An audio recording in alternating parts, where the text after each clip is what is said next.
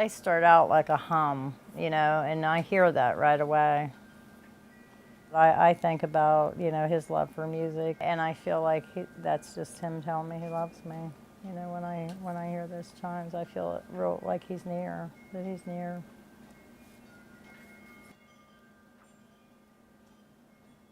It's no doubt that the nation is in an ongoing struggle with addiction to prescription opioids and illicit drugs, killing over 50,000 Americans in 2015.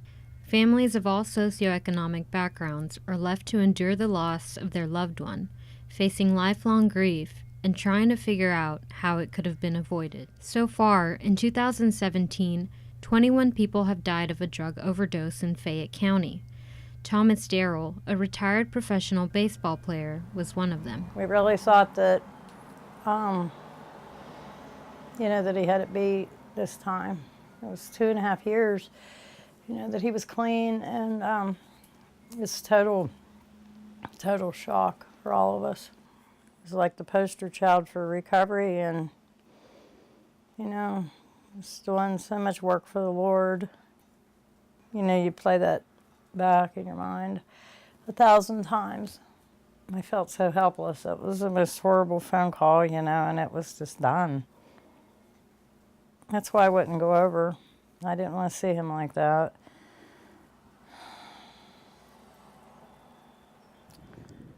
You started to see the over-prescribing of pain meds somewhat in the hospital, but then more importantly, on an outpatient basis, you had the marketing of long-acting opioids, OxyContin being the primary, and doctors being told that it was not very addictive. And so what you have today is essentially a generation of people that became addicted to prescription drugs, can't afford them or can't get them anymore, and are buying the cheaper heroin that's available on the street. I think you'd be hard-pressed to find anyone that hasn't been touched by this problem at some point. We lost our younger son, Nathan. He had a medical procedure after breaking his leg in a pickup soccer game, and received pain medication and became addicted as a consequence of that. And he didn't really die of an overdose. It was another kind of complicating factor, but ultimately it was addiction to opioids that caused us to lose Nate. They just can't stop using. And nobody wants to overdose and die. I've never met an addict who wanted to be that addict.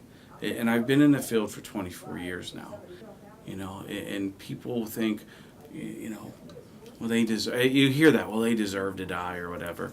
And that's so not the case, because again, that's someone's, you know, mother, son, father, brother, sister, child. And it's even hard to get people to come to our overdose or our overdose grief group, because they feel a lot of guilt and shame themselves. As a therapist myself, I've lost 16 clients in my career. You know, and even as a therapist, it goes through my head, well, what could I have done differently? For Shauna Treadle, she had no idea her 27-year-old cousin was dealing with addiction until she got the devastating phone call that he had overdosed. Before the family had any time to heal, 6 days later, she learned her Aunt Tammy Radovic overdosed on prescription drugs.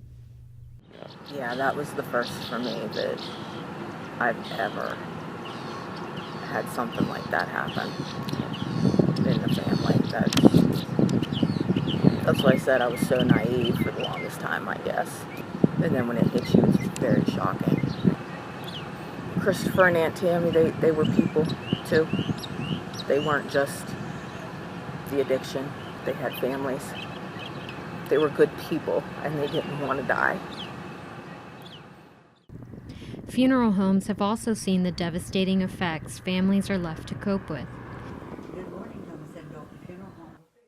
Realistically, in the last 3 to 4 years, the trend has gone up. I think the number last year was 13 out of 70. This year, I think it's 6 already. It has no boundaries. This drug addiction is just like cancer. It doesn't select certain people. It doesn't, it's affected everybody. I have a brother that he's an addict. He's gambling and everything else. So I see both sides of the equation, and so it's tough. No matter what, they still leave loved ones behind. And that's what they have to understand. If you're an addict or you're addicted to something, the aftermath of what you leave, is very sizable. Well, you always look back and say, I should have seen this, I should have noticed this, but at the time, like I said, it just seemed like Nate making another decision that wasn't a wise decision, and he'll learn from this and know better the next time. It's obviously too late to bring Nate back, but that's, as I told you, the reason I'm at Gateway now. I can't help Nathan, but hopefully I can help some other people, young people in particular, that are going through the same thing. Every day they cross my mind. In some way or another, they cross my mind.